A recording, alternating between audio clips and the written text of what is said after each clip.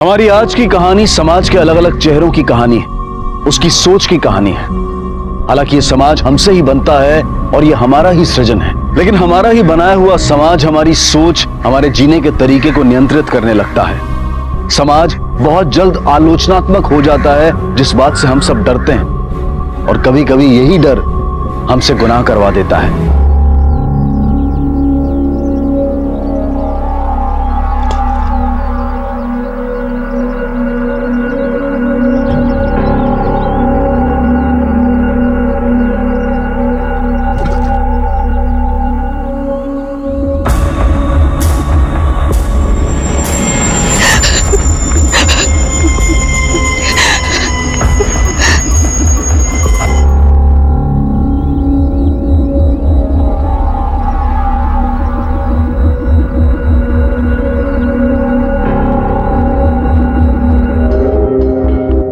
Madam जी, हमारा बच्चा खो गया है, हमको बड़े साहब से मिलना है। आइए। साहब जी, हमारा बच्चा खो गया है, कहीं नहीं मिल रहा है। एक मिनट, आप बैठिए। बच्चा नहीं मिल रहा है मतलब? पता नहीं साहब, हमारे साथ मंदिर गया था, उसके बाद से कहीं दिखाई नहीं दे रहा है। मंदिर गया था तो यहीं कहीं खेल रहा होगा, आ जाएगा। नहीं साहब, हर जगह ढूंढ ली, कहीं दिखाई नहीं दे रहा, और वो दूसरे बच्चों की तरह खेल भी नहीं सकता, क्योंकि हमारा बच्चा नेत्रहीन है, उससे कुछ दिखाई नहीं देता। देखिए, आप घबराइए मत, पूरी बात बताइए। आजा, देख संभाल के, सीढ़ी है, आजा। अम्मा, हम कहाँ जा रहे हैं? हम भगवान के दर्शन के लिए मंदिर आए हैं, आजा। मैं तो भगवान को देख भी नहीं सकता। आप जाके पूजा करिए, मैं यहीं रुकता हूँ। अच्छा ठीक है, तू बदमाशी मत करना, यहीं खेल, हम अभी आते हैं, जा।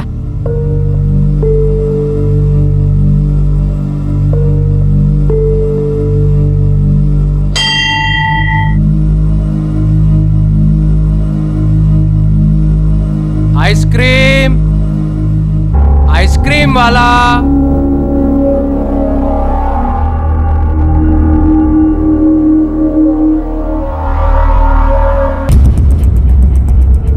राजू, ए राजू, राजू। भाई साहब, आपने एक छोटे से बच्चे को देखा क्या? नहीं, मैंने नहीं देखा। राजू। बच्चे की कोई फोटो है आपके पास? जी साहब, है। ये साहब, मेरे बच्चे को ढूंढने में मेरी मदद कीजिए, मेरा एक ही सहारा है, इसके सिवा मेरा इस दुनिया में कोई नहीं है। देखिए, आप घबराइए मत, हम आपके बच्चे को ढूंढने की पूरी कोशिश करेंगे।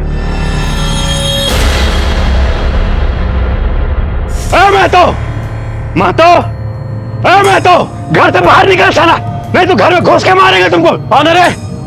कौन है श्रीवास्तव? काहे चिल्ला रहा है? हाँ, काहे चिल्ला रहा है?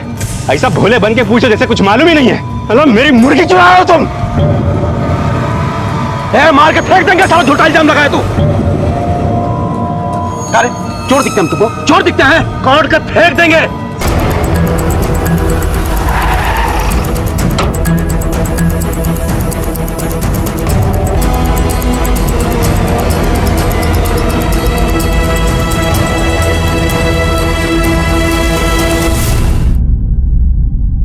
सर, मंदिर के आसपास, गांव में, हाईवे पर, हर जगह बच्चे को ढूंढा है, लेकिन बच्चा कहीं नहीं मिला सर। अमित, बच्चा नेत्रहीन है, आसानी से अगवा किया जा सकता है। सभी नाकों पर बच्चे की फोटो भिजवा दो, और ये चाइल्ड ट्रैफिकिंग से रिलेटेड जितने भी हिस्ट्री शीटर हैं, सब पर कड़ी नजर रखो। Okay sir.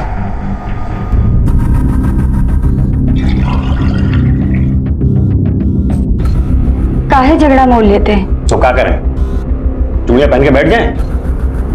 हरामी साला, एक तो चोरी, ऊपर से सीना चोरी। आप झगड़ा मत करो, हमें डर लगता है। डर लगता, जाओ मैके चली जाओ। अरे, बिट्टू को मारने की धमकी दी है। बिट्टू हमारा कोई मुर्गी है जो मार डालेगा, काट डालेगा?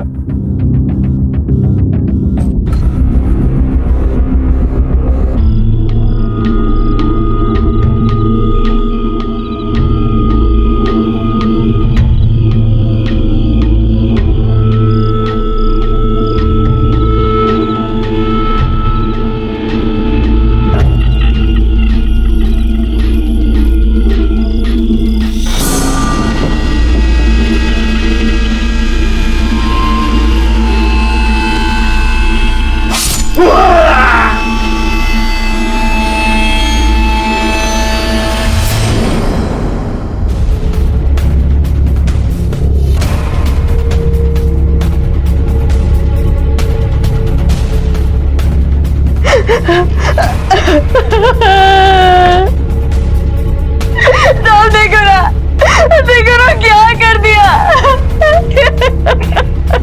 आप लोग अपने अपने घर जाइए। रात को कितने बजे हुआ है? साहब हाथ पे गड़ासा चल गया। आप कह रहे हैं कि बखत देखते क्या हो रहा था। साहब हमारा तो सब कुछ बर्बाद कर दिया साहब, सब लूट लिया। रात को अच्छे खासे सो रहे थे, आके घड़ा से चला दिए। उसके बच्चे मर जाए, उसका खानदान चल जाए। किसकी बात कर रही हो? साहब पूरा गांव जानता है कि किसने किया है। वही है मातो।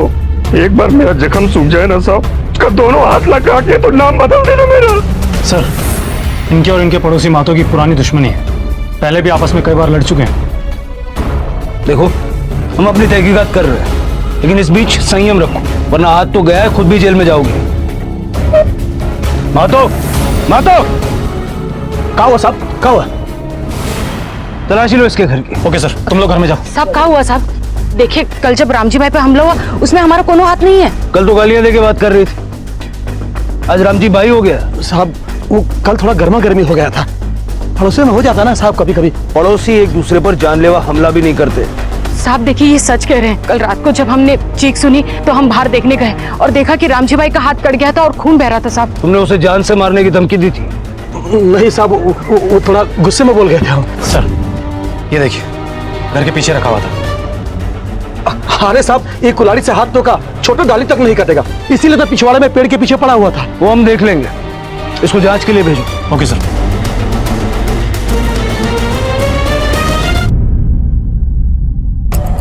सर, आस पड़ोस में सभी लोगों से पूछताछ की, लेकिन शक किसी पर भी नहीं जा रहा है। और इस मातो पे? सर, मातो और श्रीवास्तव में छोटी मोटी झड़प होती रहती है, लेकिन इससे पहले एक दूसरे की जान लेने की बात तो कभी नहीं हुई। या तो हो सकता है कि इस बार पानी सर से ऊपर चला गया हो और मातो ने बदला लेने की सोची हो। काट कर फेंक देंगे। उस मातो पे नजर रखो। Okay sir. मातो के घर से जो कुल्हाड़ी मिली थी उसकी फॉरेंसिक रिपोर्ट, कुल्हाड़ी पे तो कोई खून के निशान नहीं है। या तो फिर सवाल ये उठता है कि वो कटा हुआ हाथ गया कहाँ? जैसे श्रीवास्तव को मार लगी होगी वो चीखा होगा, उसके चीखने के बाद इतना वक्त देकर उसके कटे हुए हाथ को उठाने का रिस्क लेगा कौन? एक कटा हुआ हाथ लेकर के जाना थोड़ी अजीब सी बात। आसपास का पूरा इलाका छान मारो, मुजरिम ने हो सकता है कि वो हाथ कहीं ना कहीं तो फेंका होगा। ये कटा हुआ हाथ ही हमें उस वार करने वाले तक पहुंचा सकता है। Okay sir.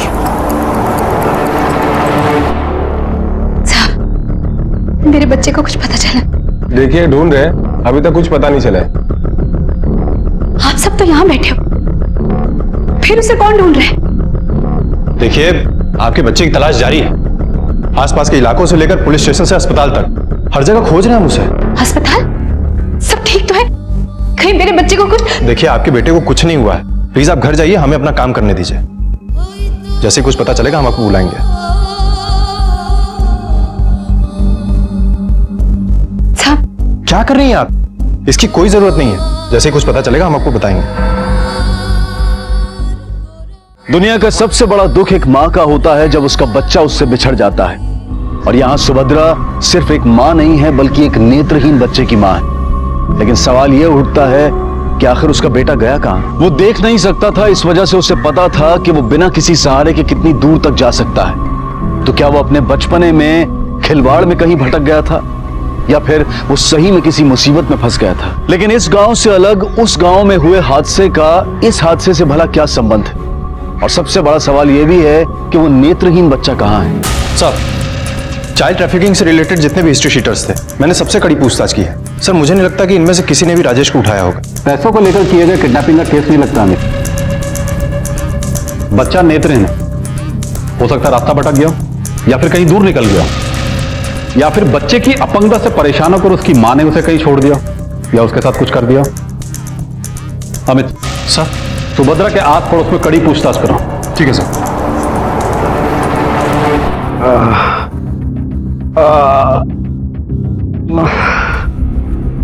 साले महतो के दोनों हाथ दोनों पैर न काटे तो कहना ना अंधेरे का फायदा उठा के वार किया है। क्या है बे? क्या देख रहा खड़े होके? झुक रही हो रही है? भागता है कि देख हाथ थमा के आए।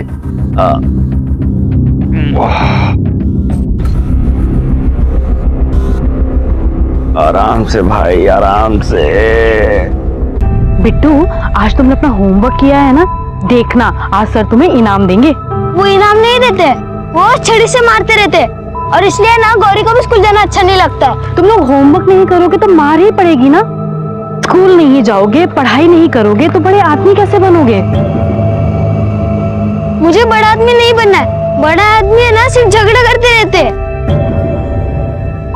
ऐसे नहीं कहते। Good morning madam. Good morning Bittu. पापा कैसे हैं तुम्हारे? हाथ कट गया उनका। टेंशन मत लो, वो जल्दी ठीक हो जाएंगे। कितने भी अच्छे हो जाए, हाथ तो नहीं आएगा ना वापस उनका। अच्छा वो हाथ कट गया। ऐसे नहीं कहते, पापा है वो तुम्हारे। तो कितना मारते हैं वो। अच्छा वो हाथ कट गया, अब मारेंगे तो नहीं ना। मैंने कहा ना ऐसे नहीं कहते। चलो। रोज का बहाना है। स्कूल नहीं जाएगी, स्कूल नहीं जाएगी तो क्या करेगी?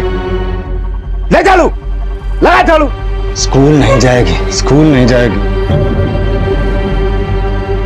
घूर क्या रही है? क्या घूर रही है? चप्पल उठाऊं क्या? अरे पागल हो गए हो क्या? कोई ऐसे मारता है लड़की को? तुम्हारे लाड़ प्यार ने बिगाड़ दिया इसको। अगर स्कूल नहीं गई ना, चमड़ी निकाल डालूंगा इसकी, याद रखना। रोते नहीं बेटा, पापा को गुस्सा आ जाता है ना, इसलिए। चलो अब स्कूल के लिए तैयार हो जाओ। दोनों बहुत ही लड़ते थे साहब। पहले तो बस गर्मा गर्मी होती थी, लेकिन पिछले 5-6 महीनों से हाथापाई पे उतर आए हैं साहब। अच्छा एक बात बताइए, मातो श्रीवास्तव की मुर्गियां चुराता है क्या? ये हम कैसे बताए साहब, पर उनके घर में मांस तो पकता ही रहता है। मातो की माली हालत कैसी है? अच्छी है साहब, उसके घर में मवेशी भी है, मुर्गी, बकरी, बैल, भैंस। सुभद्रा को कब से जानती हैं आप? सुभद्रा शादी करके इस गांव में आई तब से। अपने नेत्रहीन बच्चे से परेशान तो नहीं थे ना वो? नहीं साहब, वो तो बहुत प्यार करते थे अपना बच्चा से, पर सुभद्रा है बहुत बदनसीब। बदनसीब मतलब? मतलब क्या साहब, माँ बाप मर गए, फिर नेत्रहीन बच्चा पैदा हुआ, फिर पति मर गया, अकेले संभाला नहीं जा रहा था बच्चे को। संभाला नहीं जा रहा था मतलब कि एक तो बच्चा नेत्रहीन था, ऊपर से वो बहुत चंचल था, कभी यहाँ गिरता था कभी वहाँ गिरता था। सुभद्रा तो दिन रात उसके पीछे भागा करती थी। साहब सुभद्रा हमेशा एक ही बात कहती थी, पता नहीं हमारे बच्चे को किसका नजर लगी, अब जिंदगी भर भुगतेगा। अब कल को हम नहीं रहेंगे तो कौन देखभाल करेगा? इससे अच्छा तो मरा हुआ ही पैदा होता। मतलब वो बच्चे से बहुत परेशान थी, है ना? हाँ साहब, कई बार हमने उसको अकेले में रोते हुए देखा है।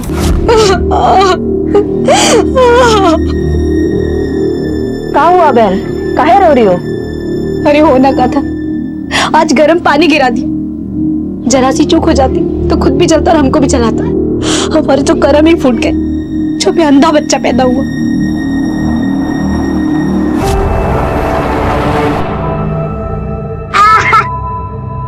गौरी, कल तो स्कूल आने वाली है। आना तो पड़ेगा ना, बाबा से आज बहुत मार पड़ी है। मेरे बाबा तो मार भी नहीं सकते, उनका हाथ जो कटा है। अगर तेरे पापा का हाथ कट जाए तो गांव में सब लोग डर जाएंगे। कल मैं घर से तो निकलूंगी, लेकिन स्कूल नहीं आऊंगी, देख लेना। अरे ये देख,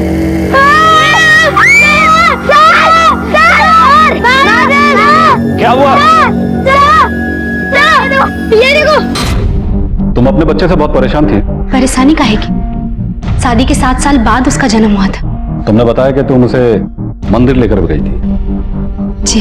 और तुमने ये भी बताया कि तुम उसे कभी अकेला नहीं छोड़ती। जी नहीं। तो फिर जिस दिन वो गायब हुआ, उस दिन तुमने उसे अकेला क्यों छोड़ा? समय खराब था साहब, मुझे क्या पता था कि... समय खराब था या ये बात तुम्हें पहले से ही पता थी कि वो कहीं चला जाएगा? क्या मतलब? पूछताछ से हमें ये पता चला कि तुम अपने बच्चे से परेशान थी। अगर वो तुम्हारी जिंदगी से निकल जाता तो तुम्हारी जिंदगी तो आसान हो जाती ना। उसके मेरी जिंदगी में ना रहने से मुझे कितनी तकलीफ हो रही है आप लोगों को दिखाई नहीं दे रहा है। आप लोग चाहे कुछ भी सोचो, लेकिन अगर मेरा बेटा आप लोगों ने वापस नहीं किया तो मैं यहीं पे पुलिस स्टेशन में अपनी जान दे दूंगी। अपने बच्चे की कसम खाकर कहती हूँ। स्कूल का कोना चेक करो, देखो कहीं कोई सुराग मिलता है क्या। Okay sir. सर कुछ दिनों पहले श्रीवास्तव जी का हाथ किसी ने काटा था, कहीं ये नहीं, ये वो बात नहीं है। पुराने कटे हुए हाथ पे चमड़ी सूख के हड्डी से गल जाती है, जबकि इस पे अभी भी खून के ट्रेसेस मौजूद हैं। और दूसरा ये देखने से लग रहा है किसी छोटे बच्चे का हाथ। आपके स्कूल में कोई वारदात हुई है क्या? नहीं सर, मेरी तो समझ में नहीं आ रहा कि ये सब क्या हो रहा है। यादव,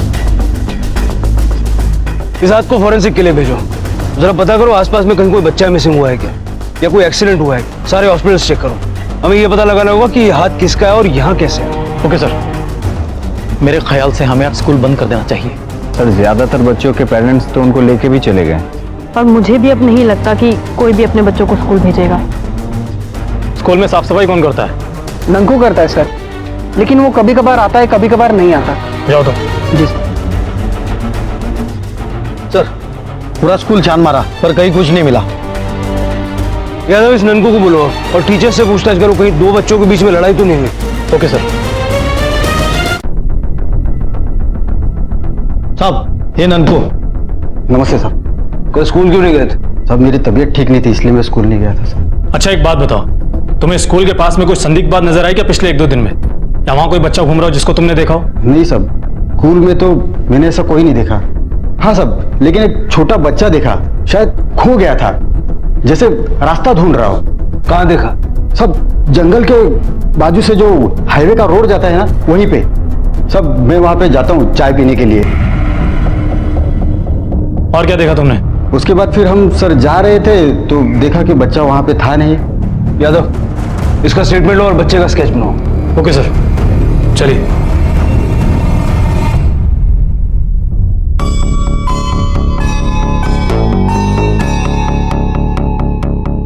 देखिए, आपके बेटे के बारे में कुछ पता चलेगा तो हम आपको बुलवा लेंगे। अगर मेरा बच्चा नहीं मिला तो मैं मर जाऊंगी। सर, फॉरेंसिक रिपोर्ट से पता चल रहा है कि काटा हुआ किसी मरे हुए आदमी का नहीं है बल्कि किसी जिंदा आदमी का है। हाथ किसी 8-10 साल के बच्चे का है। यादव, हो सकता है कि ये बच्चा अभी भी जिंदा हो। दुर्घटनाएं बढ़ती जा रही थी। बच्चे का गायब होना, परिवारों की लड़ाई, किसी एक के हाथ का कटना और किसी दूसरे हाथ का बरामद होना, वो भी एक ऐसे इंसान का जो शायद जिंदा था। पुलिस एक सवाल का जवाब ढूंढने की कोशिश करती तो एक नया सवाल खड़ा हो जाता। क्या वाकई इसारी गांव से गायब हुए बच्चे का सालेमपुर गांव में हो रही घटनाओं से कोई वास्ता था? और अगर हाँ, तो ऐसा कौन हो सकता था जो एक साथ कई वारदातों को अंजाम दे रहा था और उसी सफाई से पुलिस की आंखों में धूल भी झोंक रहा था? उसकी पहचान के लिए पुलिस ने अपनी तहकीकात की रफ्तार तेज कर दी। सर, 5 दिन पहले इसारी पुलिस स्टेशन में एक 10 साल के नेत्रहीन बच्चे गुम होने की रिपोर्ट लिखवाई गई थी और फॉरेंसिक रिपोर्ट का कहना है कि जो हाथ हमें मिला था वो भी किसी 8 से 10 साल के बच्चे का ही है। इसारी तो यहाँ से लगभग 70 किलोमीटर दूर है। अगर उतनी दूर से कोई नेत्रहीन बच्चा यहाँ तक आता है तो किसी न किसी के तो साथ आया हो। तुरंत इसारी पुलिस स्टेशन में संपर्क करो। Okay sir. आज स्कूल में कोई नहीं आएगा, बस हम 3 लोग ही रहेंगे। मेरी मम्मी तो कह रही है कि आज स्कूल में सब लोग आएंगे। मेरे पापा तो जब देखो मुझे घर से भगाने के लिए डांटते रहते हैं। मेरे बाबू ने भी मुझे आज बहुत डांटा, हमको स्कूल नहीं जाना। तो नहीं जाते हैं ना? अगर घर में डांट पड़ी तो बताएंगे ही नहीं। लेकिन मेरी मम्मी तो स्कूल में ही रहेगी ना। अरे कह देंगे कि पेट पे दर्द हो रहा था इसलिए। लेकिन स्कूल जाएंगे नहीं तो जाएंगे कहाँ? स्कूल के पीछे जहाँ हम लोग खेलने जाते हैं। सिर्फ 9 स्टूडेंट आए। मेरा बेटा बिट्टू और गौरी वो भी रास्ते में ही है, बस आते ही होंगे। और बाकी सब लोगों के घर जाके मैंने समझाया, लेकिन सब लोग बहुत ज्यादा डरे हुए हैं। डर तो लगेगा ना मैडम, और यह हादसा कोई छोटा मोटा हादसा तो था नहीं, और पता नहीं वो हाथ कौन से बच्चे का था। ये भी हो सकता है कि वो जो कटा हुआ हाथ था वो उसी नेत्रहीन बच्चे का है जो इसारी गांव से लापता हुआ और उसकी मां भावनात्मक होने की वजह से उसकी पहचान नहीं कर पाई। जी हाँ सर, और ननकू के दिए विवरण पर जो स्केच बनवाया है वो उसी बच्चे का है। वो भी नेत्रहीन था, लेकिन उसकी मां ये सब मानने को तैयार नहीं है। सर, हाईवे से जो रास्ता जंगल की तरफ जाता है, हमने वहां पर अच्छी तरीके से छानबीन की है, लेकिन वहां भी कुछ नहीं मिला। फिर सवाल ये उठता है कि राजेश कहाँ है?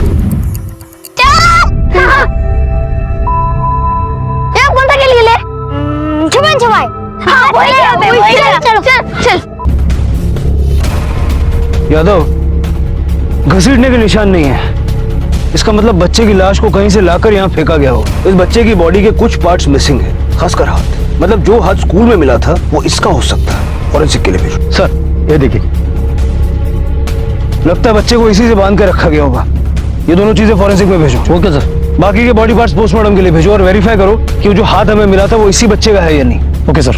यादव, एक नेत्रहीन बच्चे को मारने के पीछे किसी का क्या मोटिव हो सकता है? कोई जमीन वमीन का चक्कर? नहीं सर, जमीन का तो कोई चक्कर नहीं है, क्योंकि हमें मिली इन्फॉर्मेशन के मुताबिक ये गरीब है। ये सारी पुलिस का तो यहाँ तक कहना है कि इस बच्चे गायब होने में कहीं इसकी माँ का तो हाथ नहीं है। सुभद्रा? लेकिन वो ऐसा क्यों करे? सर उनका कहना है कि सुभद्रा अपने बच्चे का बोझ नहीं उठा पा रही थी। बच्चे के नेत्रहीन होने से 24 घंटों ख्याल रखती थी। और सर ऊपर से गांव में से कोई भी इस बच्चे को नाम से नहीं बुलाता था, सब के सब अंधा ही कह के बुलाते थे। यादव, लोग जुर्म होने के बाद बड़ी बड़ी बातें करते हैं और अपनी मानसिकता बदलने के लिए तैयार नहीं होते। हो सकता है मुजरिम कोई और हो, मोटिव कुछ और हो। ये जमीन किसकी है? सर श्रीवास्तव के दामाद की। श्रीवास्तव? वही जिसका हाथ कट गया था?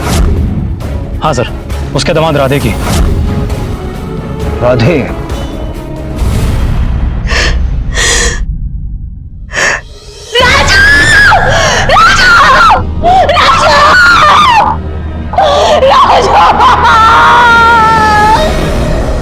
आखिर हमारी क्या गलती है सर? हमारा क्या लेना देना इन सबसे? यही तो हम जानना चाहते हैं राधे सर। जहां से लाश मिली वो जमीन तुम्हारी है? हाँ, लेकिन वो तो बंजर है। तुम जाते हो वहां? नहीं। नहीं? कभी कभी जाते हैं सर। जब वो जमीन बंजर है तो वहां कभी कभी क्या करने जाते हो? सर मतलब वो जमीन हमारी है, कोई चार तार लगा के वहां पे कब्जा कर लिया तो। और सर आपको पता है ना कि यहाँ पे लोग कैसे जमीनों पे कब्जा करते हैं। जहां से लाश मिली वो जमीन तुम्हारी। जिस स्कूल में कटा हुआ हाथ मिला उस स्कूल में तुम पढ़ाते हो। तुम्हारे ससुर का हाथ काट दिया गया। इस सारे हादसों में तुम्हारा नाम कॉमन आता है। ये कनेक्शन क्या है, समझाओगे जरा? सर हमारा कोई हाथ नहीं है इन सब में, आप हमारा यकीन कीजिए सर। अगर यहां से बाहर निकलना चाहते हो तो सच बोलो। जब तक ये सच नहीं बोलता इसको यहीं रखो। Okay sir.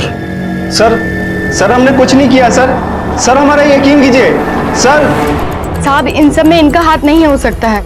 ये तो हिंसा से अपने आप को बहुत दूर रखते हैं। टीवी पे भी जो कोई मार धार की फिल्म आती है तो वो चैनल चेंज कर देते हैं। अच्छा एक बात बताओ, जिस तरह आपके पिताजी का हाथ काटा गया उस वक्त आप दोनों कहाँ थे? साहब घर में सो रहे थे, अचानक से जोर जोर से दरवाजा पीटने की आवाज आई। देखा तो जुम्मन भाई थे। उन्होंने बताया कि पापा का किसी ने हाथ काट दिया। 16 तारीख को आपके पति कहाँ थे? दोपहर में 2 बजे के आसपास। साहब 16 तारीख को स्कूल में ही होंगे। सुबह 9 बजे जाते हैं और शाम को 4 बजे घर वापस आ जाते हैं। मैं किसी और की जमानत नहीं ले सकता साहब। आदमी होता क्या है और निकल क्या जाता है क्या मालूम। साहब अपनी बच्ची सुनीता तो ठीक है, लेकिन उस राधे का क्या बताऊं मैं आपको। क्या बताना चाहते हैं आप? साहब रामजी भाई तो राधे को कभी पसंद ही नहीं करते थे। उन्होंने राधे को कभी दामाद का दर्जा ही नहीं दिया। बिट्टू के जन्मदिन पर तो राधे की इतनी बेइज्जती की कि राधे रो ही पड़ा। अरे बिट्टू, कितना सुंदर केक है। देखो दीदी, मेरे नए कपड़े पापा ने दिलाए। अरे वाह, मेरा भाई राजकुमार लग रहा है।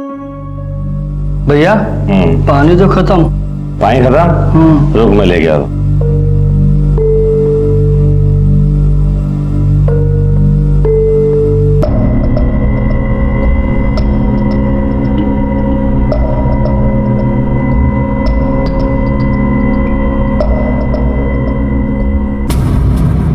यहाँ क्या कर रहे हैं ऐसे चोरों की तरह?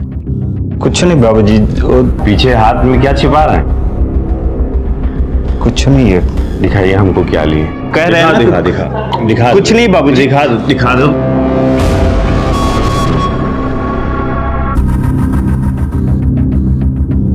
पैसा चुराए हो? नहीं बाबूजी।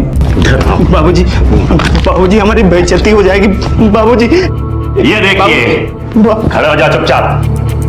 अध्यापक हैं, हमारी पैंट से पैसे चुरा रहे थे। अरे गलती हो गई हमसे जो अपनी बिटिया का ब्याह कर दिए तुमसे, चोर साला। पापा रहने दीजिए ना, तमाशा मत बनाइए। रहने दें। देखो बिटिया, जब बच्चे स्कूल में गलती करते हैं ना तो ये उनको मुर्गा बना देते हैं। बिट्टू बता रहा था, तो अब ये भी वही बनेगा, मुर्गा। नहीं तो पुलिस में लेके जाएंगे हम। मन मुर्गा।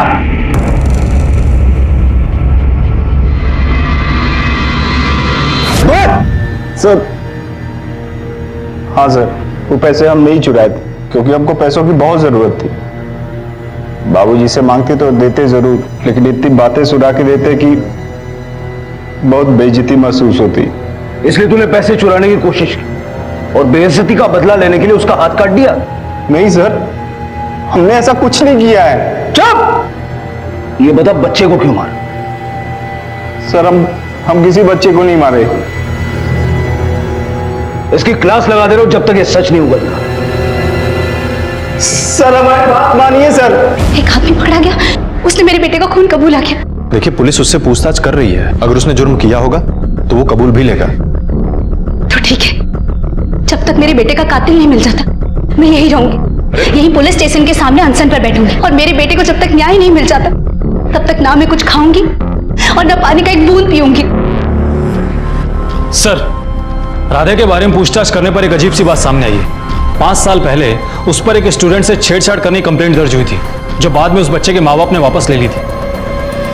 नेत्रहीन राजेश की बॉडी स्कूल टीचर राधे की जमीन से बरामद हुई थी, इसलिए वो इस केस का सबसे पहला संदिग्ध बना। पुलिस उससे हर जानकारी जुटाने की कोशिश कर रही थी। क्या वाकई राधे का इस केस से कोई ताल्लुक था? क्या उसी ने राजेश की हत्या और श्रीवास्तव का हाथ काटा था? इन सभी सवालों के जवाब पुलिस राधे से जानना चाहती थी।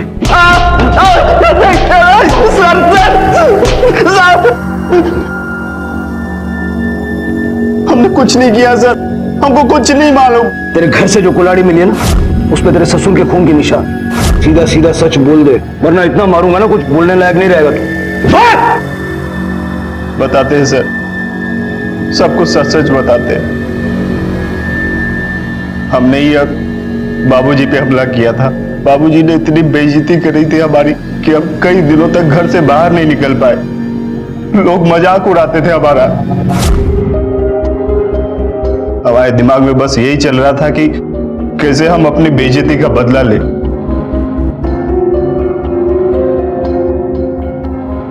मेरे लिए मेरे पति की इज्जत से बढ़कर कुछ नहीं।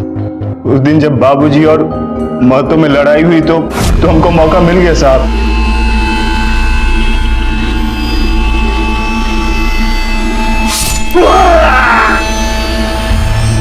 हमने सुना था कि कटे हुए हाथ को अगर तुरंत जोड़ा जाए तो डॉक्टर उसको जोड़ सकते हैं, इसलिए हमने वो हाथ वहां से उठा लिया। और बच्चे को क्यों मारा तू? साहब हमने किसी बच्चे को नहीं मारा, हम तो उस बच्चे को जानते भी नहीं है। हमने सिर्फ अपने ससुर का हाथ काटा था बस, बाकी हम किसी बच्चे को नहीं मारे साहब। साहब, हमारी बिटिया कहीं खो गई है। हम बहुत खोजे लेकिन कोई पता नहीं चल रहा है। बैठिए आप लोग। आखिरी बार आपने अपने बच्चे को कहां देखा था? वो खेलने जा रही थी साहब, और फिर हम पासी में दूध लेने चले गए। माँ, मैं राजू और बिट्टू के साथ खेलने जाऊं? खेलने जाओ, पर ज्यादा दूर मत जाना। ठीक है। जल्दी आना बेटा।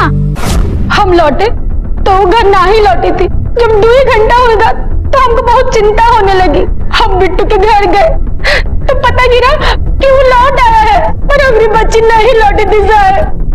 हमें घर जाने कहाँ चली गई। गौरी मेरे घर आई थी, फिर हम लोग राजू के घर गए, वहाँ से निकले तो खेलने गए, लेकिन थोड़ी देर में हम बोर हो गए थे। तो बोर हो गया, चलो उस तरफ चलते, खंडर की तरफ। पागल हो गई है क्या? माँ ने मना किया ज्यादा दूर जाके खेलने को। हम तो घर आ गए, फिर हमें नहीं मालूम गौरी घर गई या फिर खंडर। अंकल यही बस।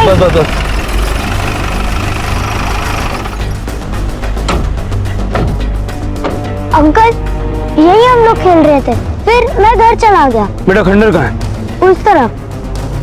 आप इसे ले जाइए। सर, खंडर जाने के लिए शॉर्टकट रास्ता है। अगर गौरी उधर गई होगी तो उसी रास्ते से गई होगी। चल।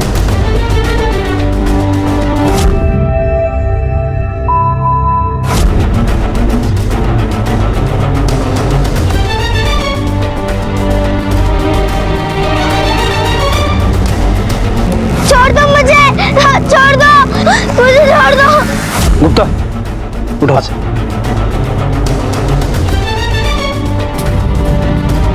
गुप्ता हाँ सर।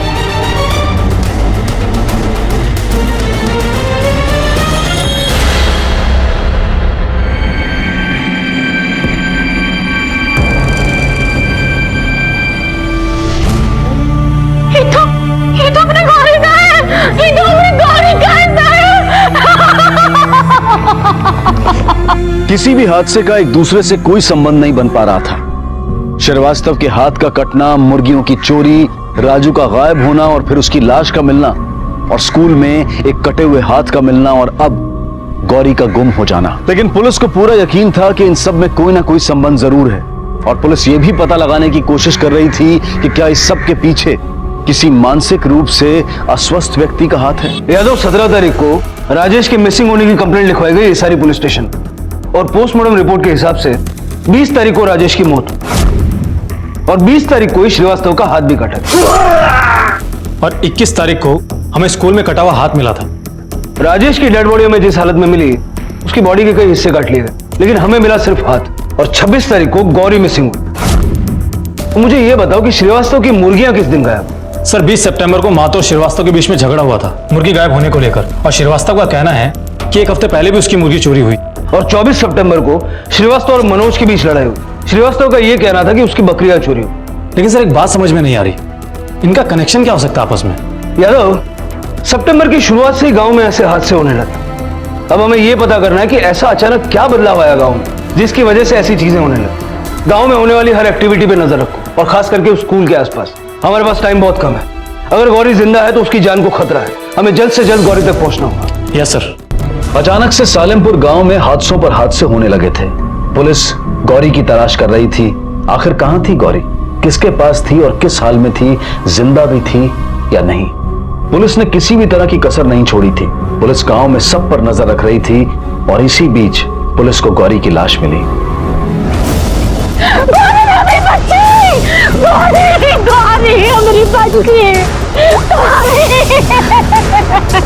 एक तरफ राजेश की मां सुभद्रा खाना पीना छोड़कर अनशन पर बैठी थी, इस धमकी के साथ कि जब तक उसके बेटे के कातिल का पता नहीं लग जाता वो इसी तरह अपना विरोध करती रहेगी।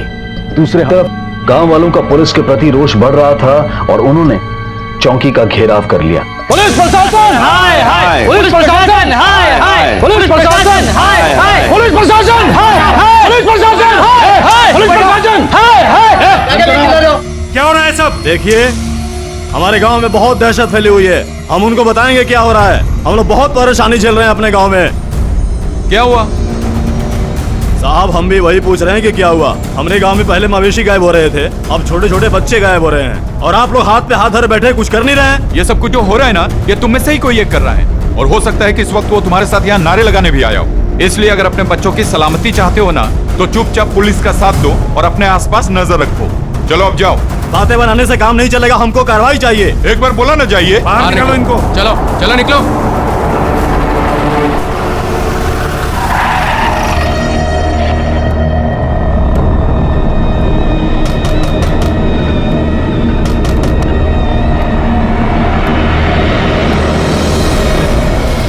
आप लोग मुझे यहाँ क्यों लाए हैं? मैंने क्या किया है? शालिनी जी, जब से आप इस गांव में आई हैं, जानवरों की चोरी और भी कई हादसे बढ़ गए। इससे पहले सब कुछ ठीक था। आप खामखा मुझ पे शक कर रहे हैं। मैं एक टीचर हूँ, मैं मुर्गी क्यों चुराऊंगी? अच्छा ये बताइए, आप वेजिटेरियन हैं या non vegetarian? Non vegetarian. School में राधे सर और शालिनी इसको छोड़कर सब नॉन वेजिटेरियन है। उन दोनों को कभी मीट खाते हुए देखा नहीं सर स्कूल में। स्कूल में कभी आप नॉन वेजिटेरियन खाना लेके गई नहीं? मुझे स्कूल में नॉनवेज खाना पसंद नहीं, इसलिए मैं कभी नॉनवेज नहीं लेके गई। अक्सर मांस खरीदने वाले मांस कटवा के धुलवा के खरीदते हैं, लेकिन आप हमेशा जिंदा मुर्गियां खरीदती हैं। काटता कौन है? मैं काटती हूँ। अच्छा, आप सिर्फ मुर्गियां और मवेशियां काटती हैं या जिंदा इंसान भी काटती हैं? ये आप क्या कह रहे हैं? मैं क्यों जिंदा इंसान काटूंगी? गुप्ता सर, हमने आपके घर पे नजर रखी थी। ये हड्डियां आपने अपने घर के बाहर डाल के दबा दी थी।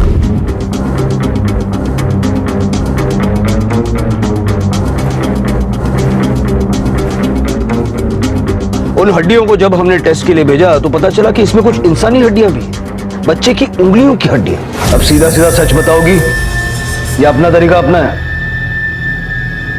मुझे पता ही नहीं लगा कि कब उसे खून और मांस अच्छा लगने लगा। मुझे लगा कि दीपू को नॉनवेज पसंद है, जबकि मैं पूरी वेजिटेरियन हूँ। फिर भी मैं उसके लिए मार्केट से नॉनवेज डिशेस लाती थी, पर उसने नहीं खाया। जल्द ही मेरी समझ में आ गया कि दीपू को मांस खाने में कोई इंटरेस्ट नहीं है, उसे मांस कटाते हुए देखना अच्छा लगता है। फिर अचानक एक दिन मैं घर आई और मैंने देखा कि दीपू एक मुर्गी को पकड़े हुए है और उसे बड़ी बेरहमी से काट रहा है और उसके हाथ में खून लगा हुआ है। मैंने बहुत डांटा दीपू को, बहुत गुस्सा किया। उसने खाना पीना छोड़ दिया मुझे लगा मुझे अगर अपने बच्चे को बचाना है तो उसके इस अजीब शौक के लिए उसे जानवर देना ही पड़ेगा। मैं हर रोज उसके लिए कसाई की दुकान से एक जिंदा मुर्गी लाती। फिर उस दिन मैंने स्कूल में वो कटा हुआ हाथ देखा तो मैं समझ गई कि ये दीपू ने किया। और मैंने दीपू से पूछा तो उसने मुझे बताया कि उसने एक छोटे से बच्चे के हाथ में खरोंच से खून निकलता हुआ देखा और वो उसके पीछे चला गया। उसने उसको मार दिया। फिर मैंने उस बच्चे को जंगल में ही काट दिया। सर, एक दिन मैं स्कूल गई हुई थी। पीछे से बिट्टू और गौरी आए खेलने के लिए, बुलाने के लिए दीपू को घर आए, पर दीपू ने मना कर दिया। उसके बाद गौरी को अकेला देखकर दीपू ने गौरी का पीछा किया और उसे भी मार दिया। छोड़ दो मुझे, छोड़ दो मुझे, छोड़ दो। मैं समझ गई थी कि मेरा बेटा नॉर्मल नहीं है। अगर मैं उसकी जरूरत पूरी नहीं करूंगी तो वो अपनी जरूरत के लिए कुछ भी करेगा और फिर लोग उसे पागल, पता नहीं क्या क्या बोलेंगे और कोई नहीं समझता कि वो बीमार है और वो पकड़ा जाता। आप तो एक शिक्षिका है ना, दूसरों को ज्ञान देती हैं, उसके बावजूद ये मानसिकता। अपने बच्चे को बचाने के चक्कर में आपने दूसरों के मासूम बच्चों को जान से मार दी और एक तरह से अपने बच्चे को अनाथ कर दिया। मां हमेशा ही अपने बच्चे के लिए कुछ भी कर गुजरती है, ये उसकी ममता का स्वभाव है। शालिनी ने भी जो कुछ किया वो अपने बच्चे के लिए ही किया, वरना शायद उसके बच्चे को पागल घोषित कर दिया जाता। अपने बच्चे की मानसिक स्थिति को छुपाने के लिए उसने दीपू के अपराधों को छुपाने की पूरी कोशिश की। अगर सच में शालिनी अपने बच्चे का भला चाहती थी तो उसे उसका इलाज करवाना चाहिए था। क्या इस गलत सोच की जिम्मेदार सिर्फ वो मां शालिनी है या फिर हम सब भी हैं? क्या हमारा ये समाज बड़े आराम से शालिनी के बच्चे की बीमारी को स्वीकार कर लेता? उन दोनों बच्चों के लिए जितनी शालिनी जिम्मेदार है उतना ही जिम्मेदार है हमारा ये समाज, जिसके डर की वजह से उसने ये गलत कदम उठाया। इसी विचार के साथ अब मैं अनूप सोनी आपसे विदा लेता हूं। फिर मुलाकात होगी अगले एपिसोड में एक और चौंका देने वाले केस के साथ। तब तक अपना और अपने परिवार का ख्याल रखें और देखते रहें क्राइम पेट्रोल डायल 100। सबक एक को, सीख हम सबको। जय हिंद।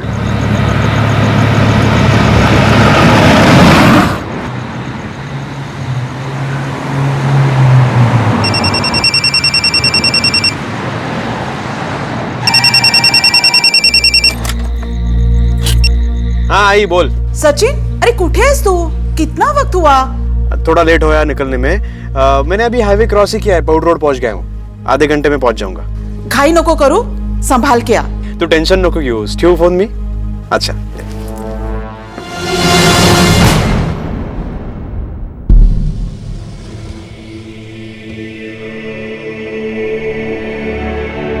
आप जिस नंबर को डायल कर रहे हैं वो क्या इस झालं? समय स्विच ऑफ है। अरे क्यों परेशान हो रही हो? आ जाएगा वो। सचिन का फोन बंद आ रहा है। अरे बाबा, उसका फोन का बैटरी बंद हो गया होगा इसलिए। 2 घंटे पहले फोन किया था, बोला था आधे घंटे में पहुंच रहा हूँ। मेरा तो दिल बहुत घबरा रहा है। नमस्कार, आदाब। क्राइम पेट्रोल डायल 100 में आप सबका स्वागत है। हमारे जीवन का हर दिन जिंदगी की आपाधापी में कब निकल जाता है पता ही नहीं चलता। वक्त की सुई अपनी रफ्तार से आगे तो बढ़ती जाती है, लेकिन अपने पीछे कई बार कुछ ऐसे घाव छोड़ जाती है जो वक्त के साथ और गहरे हो जाते हैं। कहते हैं कि हर किसी को अपने अतीत को भुलाकर आज में जीना चाहिए और अपने कल के बारे में सोचना चाहिए। लेकिन अगर किसी का अतीत उसके आज में शामिल होकर उसके कल को बर्बाद कर दे तो। हेलो। ओहो, छोकरे को उठा लिया है। आपको कितना टाइम लगेगा आने में? सुरेंद्र। कौन? सुरेंद्र। राजेंद्र? हाँ सुरेंद्र। काय झालं? वो सचिन नांदेड़ गया था एक डिलीवरी के लिए। हाँ। अभी तक आया नहीं है। तू येतो का माझे बरोबर? हाँ, शांत रहा तो मैं 1-2 मिनट में आ रहा हूँ। उसको चल के देखते हैं। बस शर्ट पहन के आ रहा हूँ मैं अभी। ठहरो। कोई जरूरत नहीं कहीं जाने की। आज दोस्त की याद आ गई। अरे नैना कब बस। हाँ, दिमाग खराब होगा तुम्हारा? ये टाइम है इसे बात करने का? वैसे भी वो लोग टेंशन में है। हाँ काय झालं? माहितीये नहीं रे, तो सचिन घरी चाला नहीं, मर गया होगा ना तो अच्छा होगा।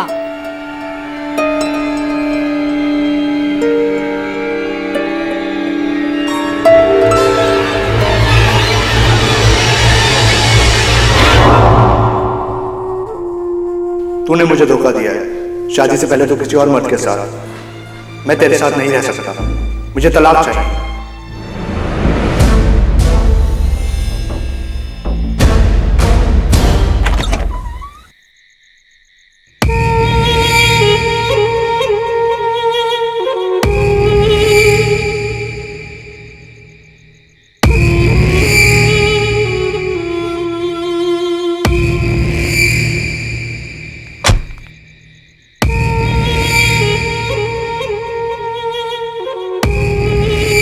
सचिन की काफी देर पहले फोन पर अपनी मां से बात हुई थी।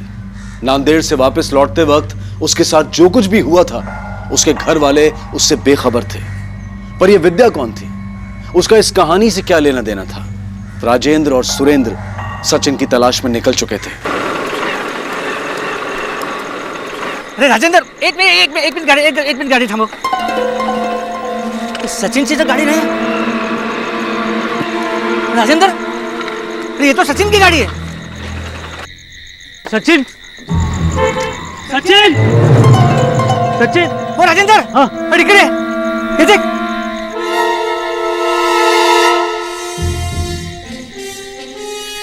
अरे सचिन, अंदर भी सचिन। सचिन डिलीवरी देने कहाँ गया था? वो नांदेड़ के पानगिरी गांव में गया था। यार, हाँ, सांभाळून जा। अब पोचला की फोन कर। हाँ, सचिन को नांदेड़ से एक बहुत बड़ा ऑर्डर मिला था और ये ऑर्डर शादी के लिए था। जाते समय सचिन बहुत खुश था साहब। यहाँ पास में मोबाइल मिला है, स्विच ऑफ है। ये तो सचिन का फोन है साहब। हाँ, सचिन का फोन है। शिंदे, सचिन के कॉल रिकॉर्ड निकालो और सचिन नांदेड़ में जिस आदमी को ऑर्डर देने गया था उसके बारे में पता लगाओ। हो सकता है ये ऑर्डर सचिन को फंसाने के लिए जानबूझ कर दिया गया हो। सर, सचिन के पिता ने बताया कि ऑर्डर काफी बड़ा था। हो सकता है सचिन को इस ऑर्डर के लिए काफी पैसे मिले हों। पता लगाने की कोशिश करो कि जो कुछ भी हुआ उसके पीछे का मोटिव पैसा तो नहीं है। सर। राजेंद्र जी, आपके परिवार की या सचिन की किसी के साथ कोई दुश्मनी या कुछ कहा सुनी? हाँ साहब, वो डिलीवरी के एक दिन पहले सचिन का डिलीवरी बॉय राम और छोटू से झगड़ा हुआ था साहब। सेठ, ये अभी इस डिलीवरी में ज्यादा पैसा लगेगा। ज्यादा मतलब जितना आपने बोला था उतने में नहीं होगा अभी बस। अरे पहले तो कुछ बोला नहीं यार, और अब जब कल जाके डिलीवरी करनी है तो ज्यादा पैसे मांग रहा है। रहने दे, मैं खुद डिलीवरी कर लूंगा। अच्छा, हम भी देखते हैं कैसे डिलीवरी करते हो तुम। उस समय तो मुझे ऐसा नहीं लगा था कि साहब सचिन के साथ वो लोग कुछ ऐसा करेंगे, लेकिन अब जब सचिन गायब है तो मुझे लग रहा है कि उन्होंने सचिन के साथ कुछ किया है। कहाँ रहते हैं राम और छोटू?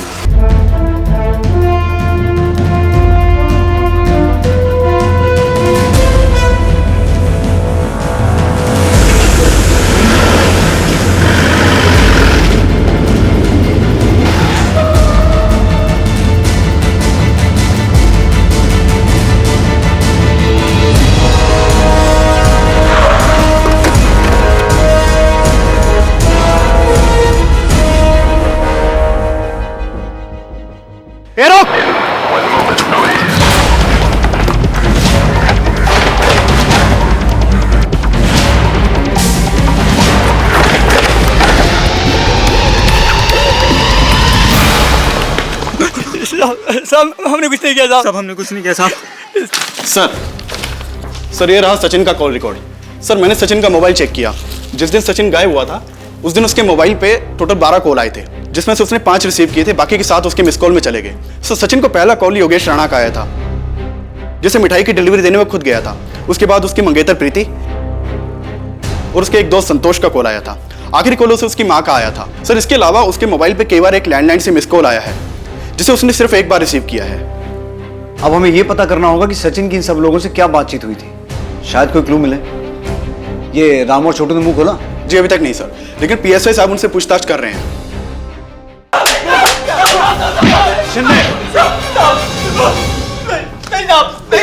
कहाँ है सचिन? क्या किया उसके साथ? हमको कुछ नहीं पता साहब। सेठ कहाँ पे? हमने कुछ नहीं किया साहब। कुछ नहीं किया तो भागे क्यों? क्योंकि एक दिन पहले सेठ से बहस हो गई थी हमारी। हमें लगा कि आप लोग हम पे शक करेंगे, हम डर गए थे साहब। जब तक ये सच ना बोले अच्छे से खातिरदारी करो इनकी।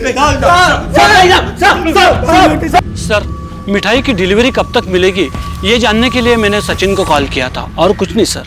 हाँ सर, मैंने सचिन को कॉल किया था। हम दोनों कॉलेज से दोस्त हैं। उसका मैसेज आया था कि वो नांदेड़ आ रहा है कुछ डिलीवरी के लिए, तो हमने यहाँ मिलने का प्लान किया। हम दोनों काफ़ी समय से मिले भी नहीं थे। बाद में उसको कुछ लेट हुआ तो उसने प्लान कैंसिल किया सर। सर मैंने तो उसे इसलिए फ़ोन किया था ताकि वो खाना खा ले। काम के आगे खाने का ध्यान नहीं रहता था उसे। सर मुझे तो लगता है, क्या लगता है आपको? मुझे लगता है कि इन सब के पीछे रूपाली का हाथ हो सकता है। रूपाली? रूपाली सचिन के पापा के दोस्त सुरेंद्र जी की बेटी है। सचिन को पसंद करती है वो। रूपाली की माँ ने तो बवाल ही खड़ा कर दिया था। सचिन ने बताया था मुझे कि रूपाली कोई ना कोई ड्रामा जरूर करेगी, इसलिए हमने सचिन के कमरे में एक कैमरा फिट कर दिया था। सबने देखा उसका वीडियो, सबने थूका रूपाली पे।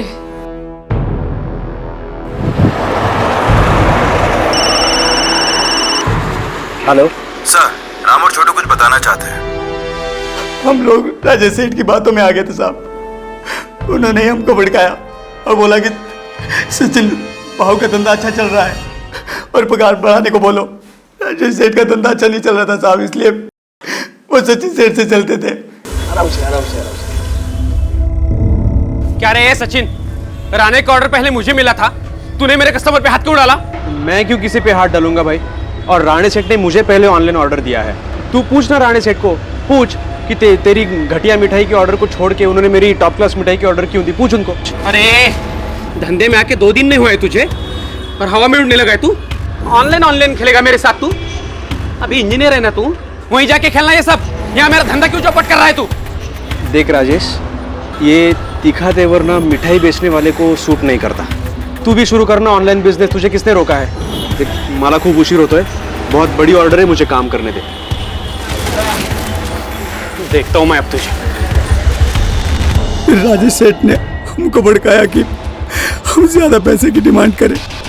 हम उनकी बातों में आगे साहब, लेकिन सचिन सेठ ने हमको नौकरी से निकाल दिया साहब।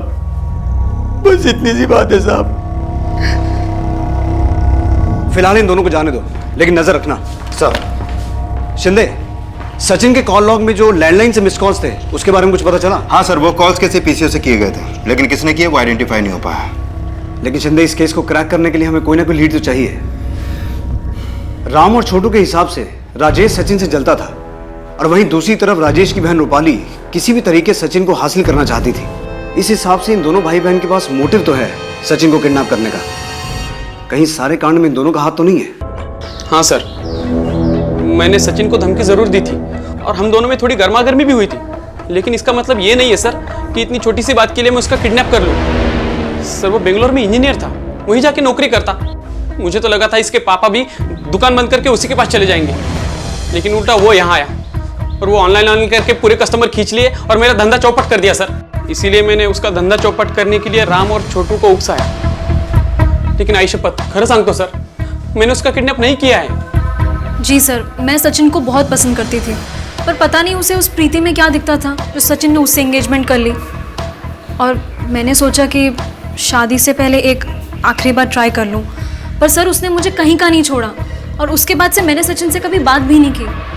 और मेरा विश्वास कीजिए, मैंने उसके साथ कुछ भी नहीं किया है। शिंदे, ये जितना सीधा अपने आप को बता रहे हैं उतना है नहीं।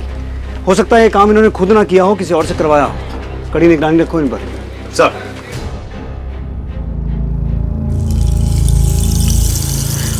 हमारा सचिन मिल जाएगा ना?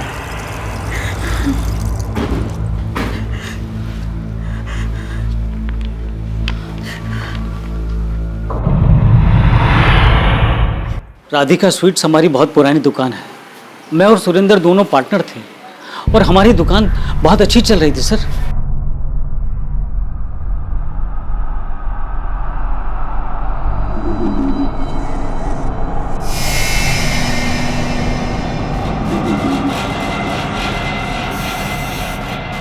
सब कुछ अच्छा चल रहा था सर, लेकिन सुरेंद्र की बीवी नैना के भड़काने के बाद सुरेंद्र ने अपना हिस्सा अलग कर लिया और हमारी दुकान के पास एक नई दुकान खोली, न्यू राधिका स्वीट्स के नाम से।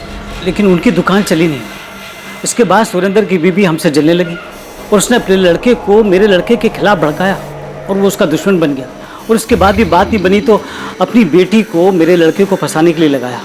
अगर उन दोनों की शादी हो जाती तो दोनों दुकानें फिर से एक हो जाती, और फायदा उन्हीं का था। देखा, तुम्हारा खास दोस्त है ना वो, क्या सोचता है हमारे बारे में। देखा, एक तो मेरी बेटी को बदनाम कर दिया, धंधा भी छुड़ा दिया, और अब क्या जीने भी नहीं देंगे क्या हमें? कीड़े पड़ेंगे उन्हें। नैना काय है? क्या नैना नैना? जाओ जाके पूछो तुम्हारे दोस्त से क्यों हमें बदनाम कर रहा है। साहब खरं सांगते मी, बहुत पैसे वाले लोग हैं और इकलौता बेटा। साहब हो सकता है ना पैसे के लिए किसी ने उसको उठाया होगा, फिर हम पे क्यों इल्जाम लगा रहे हैं? सर अभी तक रैंसम का कोई भी कॉल नहीं आया। शिंदे, हो सकता है किडनैपिंग पैसों के लिए नहीं बल्कि किसी पर्सनल रीजन की वजह से की गई हो। सर क्या इसके पीछे सुरेंद्र की बीवी हो सकती है? क्योंकि जलन में इंसान कुछ भी कर सकता है, और हो सकता है कि इसमें उसके बेटे बेटे भी शामिल हो। इन पर 24 घंटे नजर रखो, इनकी मूवमेंट से हमें बहुत कुछ पता चल सकता है। सर आता मी सोडत नाही बघ। श्रद्धा, ए श्रद्धा, अरे क्या चाहते क्या हो तुम लोग? हाँ, क्या चाहते हो तुम? इतना कुछ किया फिर भी तुम लोगों का मन नहीं भरा? पुलिस में जाके कंप्लेंट कर दिया हम लोगों की। आप लोगों को कैसे पता चला तुम्हारे बेटे को हमने उठाया है? हाँ, अरे कितने झूठे इल्जाम लगाओगे हम पर, कितने लगाओगे? अगर मैंने बद्दुआ दी ना तो जिंदगी भर अपने बेटे का मुंह नहीं देख पाओगे। नैना, नैना, एक काय भाडेपणा लावलंस? चल ना बाबा, घरी चल ना। मुझे कोई शौक नहीं है रहने का, इनकी मरूद सूरत देखने का कोई शौक नहीं मुझे। चलो चल बघून घेईन, पण सोडणार नाही तुम्हाला, सोडणार नाही मी त्यांना, बघून घेईन। अरे इतना बड़ा इल्जाम आप पर, अरे कैसे शांत कर रहे हो आप? वैसे भी जो कुछ भी हुआ आपकी वजह से हो रहा है। मेरी वजह से? क्यों? आप ही ने मुझे वो आइडिया दिया था ना बकवास सा, सचिन के कमरे में जाने का। मतलब नैना तुम? हाँ, मैंने ही दिया, तो क्या करती? हाथ पे हाथ धरे बैठी रहती, और मैंने कोई गलत काम नहीं किया। अगर रूपाली की शादी सचिन से हो जाती ना तो फायदा हमारा ही होता। नैना, अगर दोबारा मेरे पे हाथ उठाया ना तो हाथ काट दूंगी।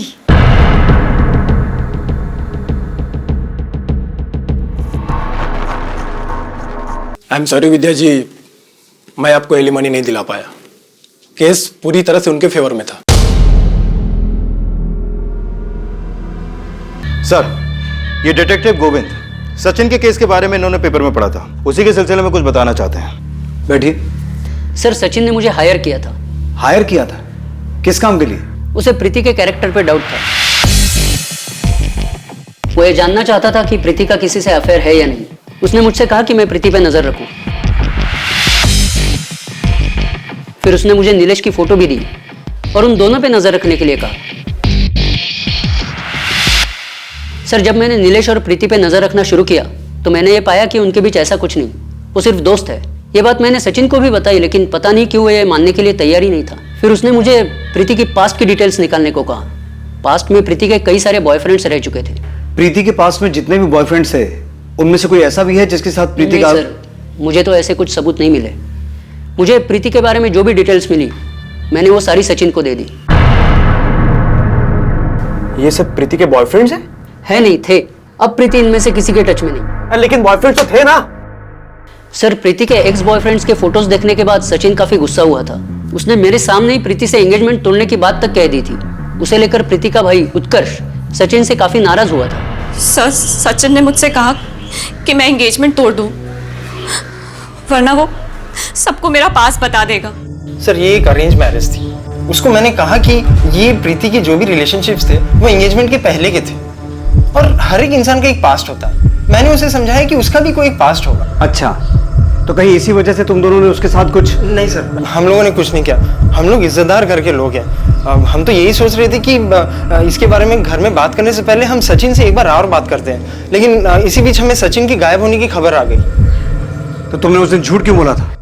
सर, मैं डर गई थी क्योंकि हमारे बीच जो हुआ वो हमारे परिवार वालों को नहीं पता था। मैंने तो उसे इसलिए कॉल किया था ताकि वो एंगेजमेंट ना तोड़े, लेकिन उसने मेरी सुनी नहीं। मैं अपने परिवार को क्या जवाब देती सर?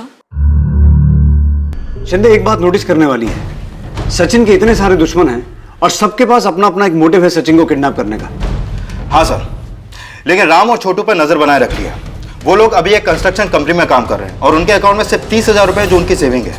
और ये रूपाली, वो भी बदनामी के बाद मोहल्ले में कम निकलती है, तो सचिन के गायब होने में इसका हाथ भी नहीं लग रहा। और राजेश पर नजर बनाए रखने के लिए हमने अपना एक कांस्टेबल तैनात किया है, लेकिन अभी इसके खिलाफ कोई सबूत नहीं मिला सर। अब बचे प्रीति और उत्कर्ष, इन दोनों का मोटिव भी स्ट्रांग है, क्योंकि सचिन ने प्रीति के साथ अपनी एंगेजमेंट को तोड़कर शादी को बीच में लटका दिया था। सर कहीं ऐसा तो नहीं कि इन्होंने बदनामी से बचने के लिए सचिन को गायब किया हो? फिलहाल हमारे प्राइम सस्पेक्ट ये दोनों ही हैं, इन दोनों पर भी नजर रखो। सर प्रीति के कॉल रिकॉर्ड से नीलेश का नंबर मिल गया है। नंबर बेंगलोर का है। बैंगलोर? जी सर। ये सचिन भी पहले बैंगलोर में जॉब करता था ना? कहीं नीलेश, सचिन और प्रीति के तार बैंगलोर से तो नहीं जुड़े हैं? सचिन को आखिर क्यों किसी ने इस तरह से बंदी बनाकर रखा था, और जो लड़की उसके साथ कमरे में बंद थी, आखिर वो कौन थी? इस केस में पुलिस को अब तक यह समझ में नहीं आ रहा था कि सचिन की किडनैपिंग कौन कर सकता है और क्यों। और उसी दौरान बैंगलोर में सचिन के पुराने दफ्तर से पुलिस को कुछ ऐसी बातें पता चली जिससे उनका नजरिया ही बदल गया। सर सचिन हमारे ही ऑफिस में काम करता था। तो सचिन ने यहां से जॉब छोड़ी क्यों? छोड़ी नहीं सर, हमें उसे निकालना पड़ा। निकालना पड़ा? क्यों? सर एक्चुअली सचिन का हमारे ऑफिस में काम करने वाली फीमेल स्टाफ के प्रति बर्ताव ठीक नहीं था। सर हमारे ऑफिस में काम करने वाली फीमेल स्टाफ ने उसके अगेंस्ट में कंप्लेंट की थी। जब हमने इंटरनल इंक्वायरी की तो हमें पता लगा कि ये बात सही है, इसीलिए हमें सचिन को निकालना पड़ा।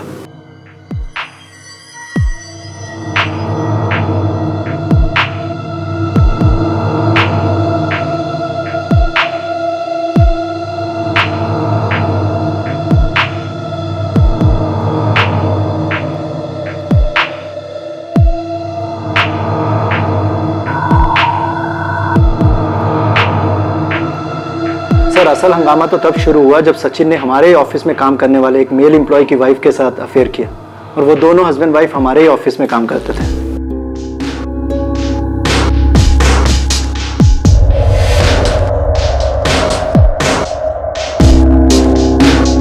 सचिन! नीलेश? Yes sir. नीलेश की पत्नी के साथ सचिन का अफेयर था? Yes sir. आपके पास नीलेश की फोटो तो होगी? Yes sir. Just a minute sir. Shinde, वो फोटो देना जो उस डिटेक्टिव ने दी थी। सर।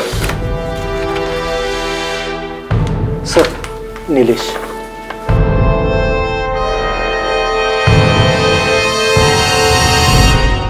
सचिन के बारे में कुछ ऐसे खुलासे हुए थे जिसके बारे में उसे जानने वाले सोच भी नहीं सकते थे।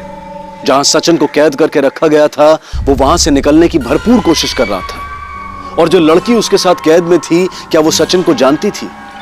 क्या सचिन की इस किडनैपिंग के पीछे कुछ ऐसे राज छिपे थे जिनका खुलना अभी बाकी था? हाँ सर, ये कॉल्स मैंने ही किए थे, और इसलिए क्योंकि सचिन ने काम ही ऐसा किया था। अपने घर वालों के सामने तो एकदम महात्मा बनकर रहता है, लेकिन असल में बहुत नीच और घटिया आदमी। सर मैंने उसे अपना दोस्त समझा था, लेकिन उसने मेरी बीवी के साथ ही अफेयर कर लिया, जिसके बाद मेरा डिवोर्स हो गया। लेकिन तुमने अभी तक ये नहीं बताया कि तुम सचिन को इतने कॉल्स क्यों करते थे? तसल्ली मिलती थी सर। जब जब मुझे ये बात याद आती थी कि उसकी वजह से मेरा डिवोर्स हुआ है, तब तब मैं उसे फोन करके गाली देता था। और जब उसने मेरा फोन उठाना बंद कर दिया तो मैं दूसरे नंबर से उसे कॉल करने लगा। अच्छा लगता था, 2 मिनट के लिए सही, लेकिन उसे कॉल करके गाली देने में तसल्ली मिलती थी सर। और प्रीति? प्रीति से क्यों मिलते थे? सर प्रीति तो बस एक मोहरा थी। मुझे सोशल मीडिया के जरिए पता चला कि वो प्रीति से शादी करने वाला है। मैंने प्रीति का पीछा करना शुरू किया और जल्द ही वो मेरी अच्छी दोस्त बन गई। फिर मैंने अपनी और प्रीति की मीटिंग की फोटो सचिन को भेजी, लेकिन सर मैंने प्रीति के साथ कुछ गलत नहीं किया, और ना ही वो मेरे प्लान के बारे में जानती थी। मैं तो उसे सिर्फ एक मोहरे की तरह यूज कर रहा था ताकि मैं सचिन को दुख पहुंचा सकूं, उसे तकलीफ दे सकूं। सर मैंने नीलेश का पूरा कॉल रिकॉर्ड क्रॉस चेक किया। कॉल रिकॉर्ड के हिसाब से तो वो क्लीन है, और बेंगलोर पुलिस को भी मैंने नीलेश पर नजर रखने के लिए बोल दिया है। शिंदे, इस सचिन का कैरेक्टर बड़ा अजीब निकला। एक ही वक्त पे दोहरी जिंदगी जी रहा था। एक तरफ तो अपनी मंगेतर प्रीति पे शक कर रहा था, और दूसरी तरफ अपने बहुत सारे अफेयर चला के बैठा था। जिस आदमी का अपनी दोस्त की बीवी के साथ चक्कर हो सकता है, सोचो उसने अपने पास्ट में क्या क्या गुल खिलाए होंगे। हो सकता है सचिन की किडनैपिंग का कनेक्शन उसके पास से हो। मुझे लगता है हमें सचिन के पास को अच्छे से खंगालना चाहिए, और इसकी शुरुआत उसके कॉलेज से करता है। सचिन के कॉलेज से पुलिस को कई चौंका देने वाली बातें पता चली, जो शायद सचिन के आज को बर्बाद कर रही थी। कॉलेज में सचिन के कई लड़कियों के साथ अफेयर थे और वहीं पुलिस को संध्या के बारे में पता चला, जिसके साथ सचिन ने तो कॉलेज में मजाक मस्ती में अफेयर किया था, लेकिन यही अफेयर संध्या की जिंदगी में तबाही बनकर आया था। संध्या सचिन को लेकर काफी सीरियस थी। पुलिस ने संध्या के बारे में पूछताछ की तो उन्हें पता चला कि संध्या के पिता फूल बेचने का काम करते थे। सर दुकान लॉक्ड है।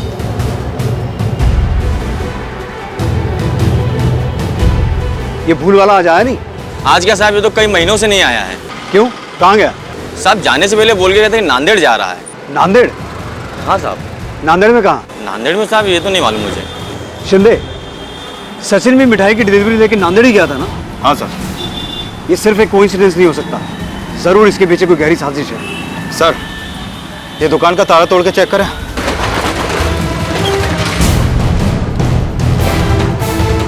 अच्छे से चेक करो, जल्दी। सर।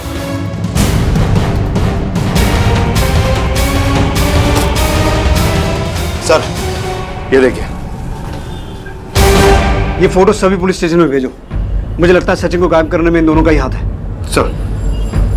हमें नांदेड़ चलना होगा फौरन। कदम साहब, आसपास पता करवाइए, शायद किसी ने कुछ देखा हो। जी। और इसकी बॉडी पोस्टमार्टम के लिए भिजवाइए। जी। कदम साहब, हमें इन दोनों की तलाश है। हमारी इंफॉर्मेशन के हिसाब से ये दोनों नांदेड़ में ही रहते हैं। इस आदमी को तो मैं जानता हूँ।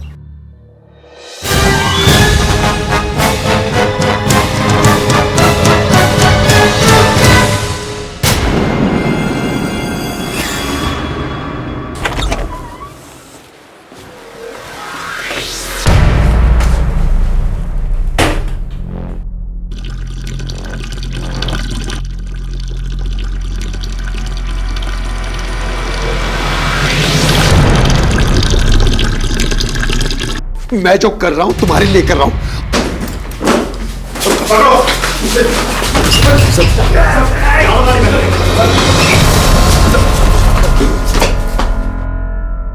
सचिन से क्या दुश्मनी थी तुम्हारी? उसे किडनैप क्यों किया? नफरत करता हूं मैं उस लड़के के नाम से। हैवान था वो, जिंदगी खराब कर दी उसने मेरी बेटी की।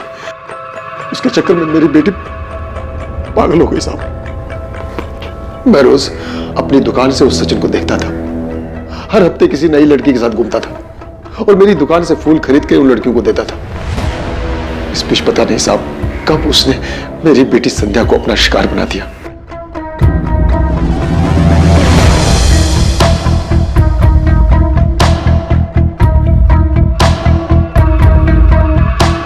अरे काका, आप यहाँ फूल बेच रहे हो, वो आपकी इज्जत पे माला चढ़ा रहा है। क्या हुआ? जब हमें पता चला, हमने सचिन को धमकी दी, उसको मारा पीटा भी। सचिन तो संध्या से दूर हो गया, लेकिन संध्या उससे अलग होने के गम में डूबती चली गई। उसका मानसिक संतुलन बिगड़ गया। सचिन ने तो हमारी बेटी से मजाक मस्ती में ये रिश्ता रखा था, लेकिन मेरी बेटी इस रिश्ते को अपना सब कुछ मान चुकी थी। हमने सचिन के पिता से बात की, लेकिन उसने हमारा यकीन नहीं किया। फिर सचिन ने हमें धमकी भरा फोन किया कि अगर हमने ये बातें किसी और को बोल दी तो वो अपनी और संध्या की सारी उल्टी सीधी फोटो सबको दिखा देगा। इसलिए हम चुप हो गए, लेकिन शायद भगवान को हमारी मजबूरी दिखी और वक्त की सुई वापस घूमकर अपनी जगह पहुंची। लेकिन अब वक्त हमारा था। सचिन मिठाई की डिलीवरी लेके आया, लेकिन तब मेरे भतीजे प्रसाद ने सुना कि वो शादी करने जा रहा है। बाजू में सचिन, मुझे पता चला कि तुम्हारी भी शादी हो रही है अभी। हाँ, सगाई पक्की हो रही। इसलिए मेरे तीनों भतीजों ने उसे किडनैप किया। कौन हो तुम? क्यों मार रहे हो मुझे? कौन हो तुम? छोड़ो मुझे, छोड़ो मुझे। हमने उसे नहीं मारा साहब, हम तो ये चाहते थे कि वो हमारी बेटी से शादी करे। शायद हमारी बेटी ठीक हो जाती। इससे पहले कि हम सचिन की शादी संध्या से करते। ले चल जल्दी पहन ले। क्यों? क्योंकि तेरी शादी है मेरी बहन के साथ, समझे?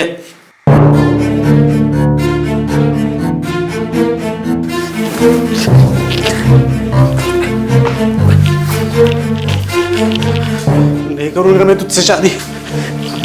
इससे अच्छे कि मैं तुम्हें जान लूंगा। शादी नहीं करूंगा तुझसे, मैं नहीं करूंगा शादी। तुम जाओ यहाँ से।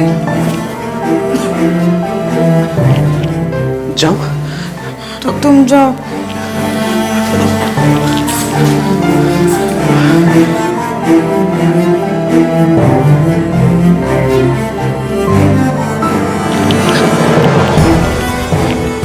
लेकिन जब उन लोगों को पता चलेगा कि तूने मुझे भगाया है तो वो लोग मुझे मार देंगे और क्या। उसके बाद वो कहाँ गया मुझे नहीं पता साहब, लेकिन हमने उसे नहीं मारा है साहब। आखिरकार इस बात का खुलासा हुआ कि सचिन के अतीत का वो कौन सा राज था जो उसके आज पर भारी पड़ रहा था। लेकिन अगर संध्या के पिता की माने तो उन्होंने सचिन का खून नहीं किया था। पुलिस के सामने अब बड़ा सवाल यह था कि आखिर सचिन को किसने मारा और क्यों मारा। अखबार में इस हत्या के बारे में पढ़कर पुलिस के सामने एक ऐसा शख्स आया जिसने इस केस की दिशा ही बदल दी है। सर, सचिन की फोटो न्यूज़पेपर में देखते ही सीधे हमारे पास आए।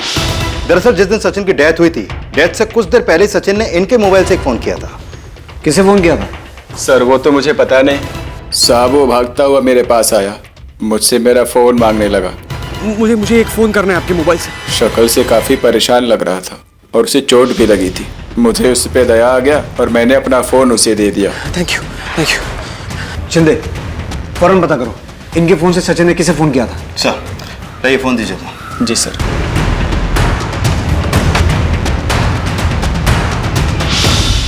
पुलिस, संतोष कहाँ है? वो तो यहाँ नहीं है सर। लेकिन हुआ क्या है सर? हमें एक मर्डर के सिलसिले में उससे बात करनी है।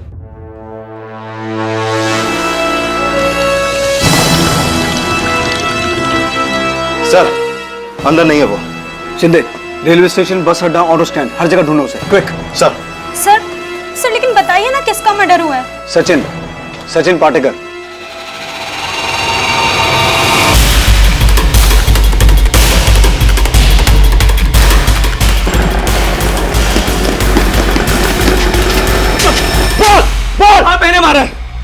मैंने मारा सचिन को। क्यों मारा? सचिन मेरे भाई संतोष का दोस्त था। वो अक्सर भाई के साथ घर आता था। मुझे सचिन अच्छा लगता था और धीरे धीरे मुझे उससे प्यार हो गया। हालांकि मैं जानती थी कि उसका बहुत लड़कियों के साथ अफेयर है और उसने मुझे प्रॉमिस किया कि वो मेरे बाद किसी और लड़की के पास नहीं जाएगा। उसके बाद मैं प्रेग्नेंट हो गई। ये बात मैंने सचिन को बताई तो मुझे लगा वो मुझसे शादी कर लेगा, लेकिन वो तो मुझे छोड़ के चला गया।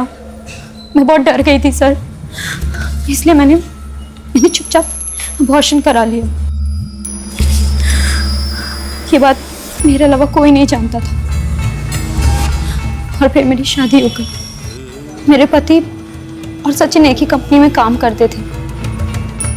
दोनों में अच्छी दोस्ती थी और सचिन को तो आदत थी अपने पुराने अफेयर्स के बारे में अपने दोस्तों के सामने डींगे हाँकने की। सचिन ने बिना जाने मेरे पति को मेरी प्रेगनेंसी की बात बता दी, जिससे नाराज होकर मेरे पति ने मुझसे डिवोर्स ले लिया और ये बात मैंने अपने भाई को बता दी। दिमाग खराब हो गया था मेरा जब मुझे ये पता चला।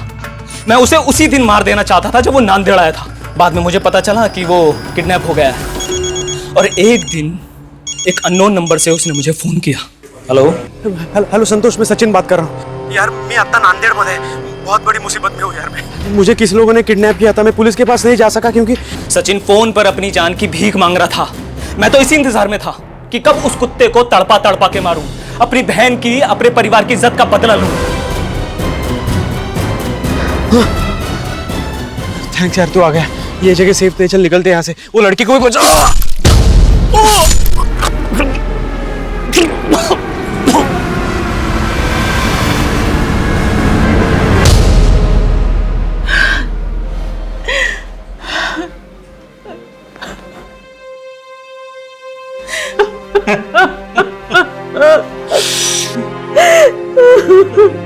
आपने कई बार ये सुना होगा, जैसी करनी वैसी भरनी।